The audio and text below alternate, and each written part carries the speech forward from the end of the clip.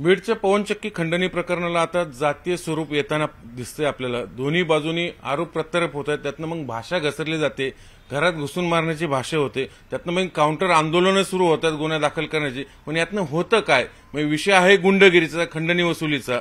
पण आता तो विषय जातीचा आधार घेऊन त्याच्या आडून पुन्हा समाजात तेढ निर्माण करण्याचा प्रयत्न होतोय. पण याच्यात सगळ्यात वापरली जाते दुर्दैवाने ज्या भाषेला अभिजात दर्जा मिळाला त्या भाषेचा इथं गैरवापर होताना दिसतोय.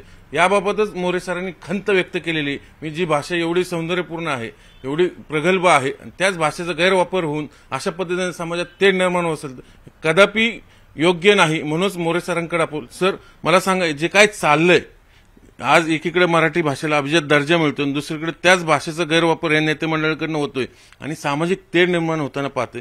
तुमचं पहिलं भाष्य आहे सगळ्या गोष्टी.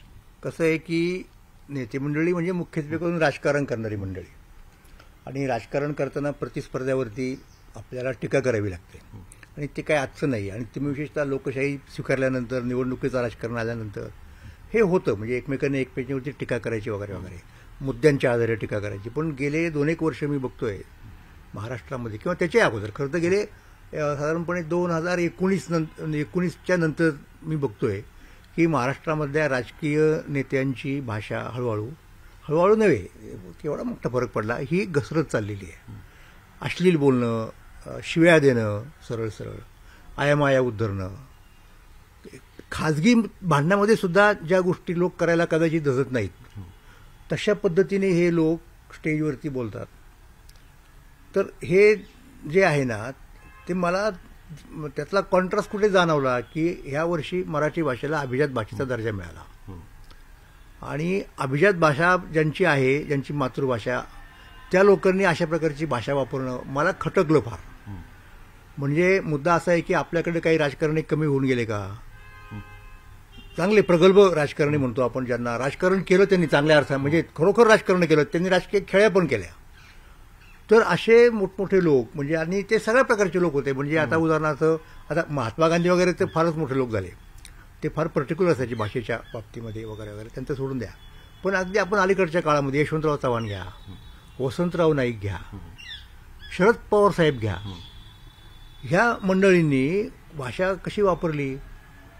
प्रतिपक्षाचे मुद्दे त्यांनी खोडून काढले, ते खोडावेच लागतात, पण ते करताना त्यांनी कधीही व्यक्तिगत पातळीवरती टीका नाही केली. आणि समजा करायची वेळ आली व्यक्तीवरती काहीतरी, तरी ते सभ्यतेची मर्यादा पाळायची ना. स्तर कधीच नाही.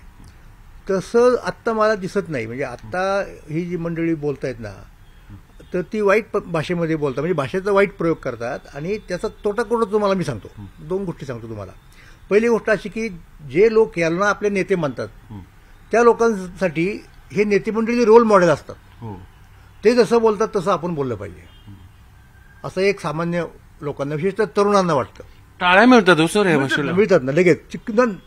लोक किंचाळतात, हिस्टेरिक म्हणतात त्याला, फ्रिंज म्हणतात त्याला, असे चेकळतात. म्हणजे चेकळणं हा शब्द जास्त योग्य आहे यासाठी, मराठीमधला शब्द आहे तो. तर हे जे आहे ना ते भाषेला घातक आहे. कारण मग एकदा राजकारणात एखादी भाषेची लकप रूढ झाली ना, ती राजकारण सोडून इतर क्षेत्रात सुद्धा घुसते. त्याला मग स्टाईल म्हणून गोंडस नाव दिलं जातं, ही आमची स्टाईल आहे, त्यांची स्टाईल आहे. तर ह्याच्यावरती माझा आक्षेप आहे. आणि हे झालं मी लोकांच्या बद्दल. पण जे लोक असे भाषेचा उपयोग करतात ना, त्यांच्यासाठी मला एक गोष्ट सांगायची आहे की असं नाही की तुम्हाला तसं बोलता येतं, इतरांनाही तसं बोलता येतं ना. म्हणजे मी तुम्हाला सांगतो की महाराष्ट्रातले एक नेते गेले काही दिवस अत्यंत असभ्य भाषा वापरतात आणि ते ऐकताना त्यांच्या अनुयायीच्या कळतात, टाळ्या वाजवतात. ओके, काही दिवसांनी एक बाई पुढे आल्या आणि ते त्याच भाषेत त्या नेत्याला सुनवायला लागल्या. मग त्यांचे अनुयायी अस्वस्थ झाले की तुम्ही यांना कसं असं बोलता. आता तुम्ही अशी अपेक्षाच करू शकत नाही ना. तुमचा नेता जर खालच्या स्तरात बोलायला लागला तर दुसरे लोक त्याच पद्धतीने बोलणार. म्हणून हे अल्टिमेटली त्या माणसालाही धोकादायक असतं, लक्षात घ्या. हे मी आत्ता जे बोललो ना, पहिलं माझा मुद्दा जो मराठी भाषेबद्दलचा एकंदरीत जनरल होता, पण हा दुसरा मुद्दा माझा इशारा आहे सगळ्या लोकांना, राजकीय लोकांना, की तुम्ही ज्या पद्धतीने वावरता, बोलता, करता त्या पद्धतीचा अवलंब दुसरे लोक तुमचे प्रतिस्पर्धी करू शकतात. आणि मग तुम्हाला तक्रार करायला जागा नाही, तेव्हा मेहरबानी करा आणि तुम्ही स्वतःवरती नियंत्रण घाला, बाकी काही म्हणण्याच्या आत. हा माझा दुसरा मुद्दा आहे. आणि माझा तिसरा मुद्दा आहे की समजा असंही करून लोक ऐकत नसतील तर मी असं सांगेन की त्या लोकांच्या, त्या नेत्यांच्या अनुयायांनी त्यांना सांगितलं पाहिजे की साहेब असं बोलू नका प्लीज. कारण तुम्ही जे बोलता ना त्याच्यामुळं आपला समाज बदनाम होतो. म्हणजे लोकांना वाटतं की हे प्रातिनिधिक आहे, सगळेच लोक असे असतात, असे बोलतात. तसं नाहीये. मी तुम्हाला सांगतो, अलीकडच्या काळात ज्या ज्या वेगवेगळ्या जातींमधनं वगैरे त्यांचे नेते पुढे आलेले आहेत, ते कदाचित त्यांचे नेते असतील, हे मी नाकारत नाही. नेते का असतात? लोकांना वाटतं की नेत्यांच्याकडनं आपली कामं करून घ्यावीत म्हणून ते नेते असतील, पण त्यांचे प्रतिनिधी नाहीत. हा फरक करायला पाहिजे. नेते असणं ही त्या समाजाची मजबुरी असते. दुसरं कुणी आपले म्हणणं पुढे मांडत नाही, हा मांडतो तर ठीक आहे. ह्या पोकळीतून हा नेता पुढे येतो, ओके, पण त्याचा अर्थ तो नेता प्रातिनिधिक असतो समजायचं कारण नाही. म्हणजे असं नाही की तो नेता शिवाय देतो याचा अर्थ तो सगळा समाज शिवाय देत असतो. अशी भाषा नाही आपली. हे अपवाद आहेत अशा पद्धतीची शिवीगाळी करणं. तर हे मला असं वाटतं की लोकांनी समजून घेतलं पाहिजे, नेत्यांनी समजून घेतलं पाहिजे, सहकार्यांनी समजून घेतलं पाहिजे, अनुयायांनी समजून घेतलं पाहिजे, सामान्य माणसांनी समजून घेतलं पाहिजे.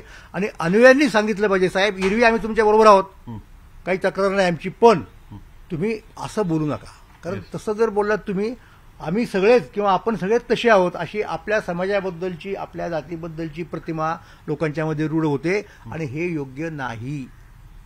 अशी भूमिका अनुयायांनी घेतली पाहिजे. हेच मला जोडून अगदी थेट स्पष्ट घेऊनच सांगतो मी. आज मराठा समाजात जरांगे म्हणून एक नेतृत्व पुढे आलं, पण नाही मी व्यक्तिगत बोलायचंच नाही आपल्याला, पण जरांगे जी भाषा वापरतात ते म्हणजे मराठा समाज नाही. आणि वाल्मिक कराड गुंड समोर आला तर वाल्मिक कराड म्हणजे तो समाज नाही किंवा त्या समाजाची रीत नाही. याच्यामुळे होतं काय, ते दोन्ही समाज बदनाम होत आहेत ना यांच्या कृतीमुळं. हे त्या समाजातल्या लोकांना कळलं पाहिजे. म्हणजे काय वाल्मिक असतील किंवा मनोज असतील, मला तर तो मुद्दा नाही. हे माझं म्हणणं सगळ्यांना लागू आहे की कुणी होईना की अशा पद्धतीने अशा भाषेचा वापर करू नये, कारण सगळा समाज त्याच्यामुळे बिघडतो. असं आहे. आणि आज तुम्हाला मजा वाटत असेल की असं बोलल्यामुळे टाळ्या मिळतात, लोक करतात, पाठीमागे येतात.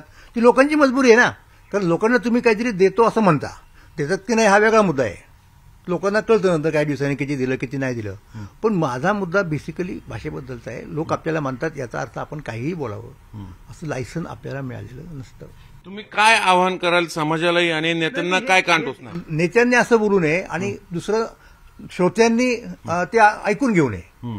त्या सभेतच सांगितलं पाहिजे की साहेब हे बोलायचं नाही. म्हणजे आम्ही तुमचेच आहोत, तुम्ही आमच्या आहात, आम्ही तुम्हाला नेते मानतो, पण तरी तुम्ही हे जर बोललात अशा पद्धतीने तर आम्हाला नाही पटणार.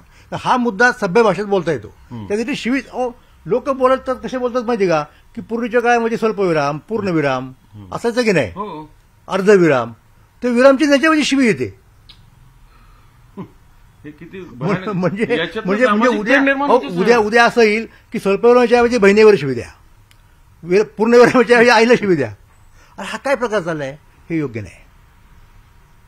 म्हणून मराठी भाषा ही अभिजात दर्जाची भाषा असं आपण जर म्हणत असू आणि म्हणतो, लोकांनी ते मान्य केलेले आहे, तर त्या मान्यतेला कृपा करून गालबोट लावू नका. हा एवढा माझा मुद्दा आहे. मोरे सर यांनी स्पष्टपणे सांगितलं, मराठीला अभिजात भाषेत दर्जा मिळवण्यासाठी किती लढा दिलाय, किती प्रदीर्घ लढा दिलाय सर्वांना ठाऊक आहे. आणि आज हा दर्जा मिळाल्यानंतर या नेत्यांकडनं स्वतःच्या राजकीय स्वार्थासाठी किंवा आपल्या पोळ्या भाजण्यासाठी भाषेचा दुरुपयोग होत असेल, गैरवापर होत असेल तर कदापि योग्य नाही. आणि हे समोरच्या श्रोत्यांनी थांबवलं पाहिजे अशी अपेक्षा मोरे सरांनी व्यक्त केलेली. बघूया आता समाज यातनं किती घेतो. व्हिडिओ जर्नलिस्ट सचिन हंचाटेसह चंद्रकांत फुंदे, न्यूज 18 लोकमत, पुणे.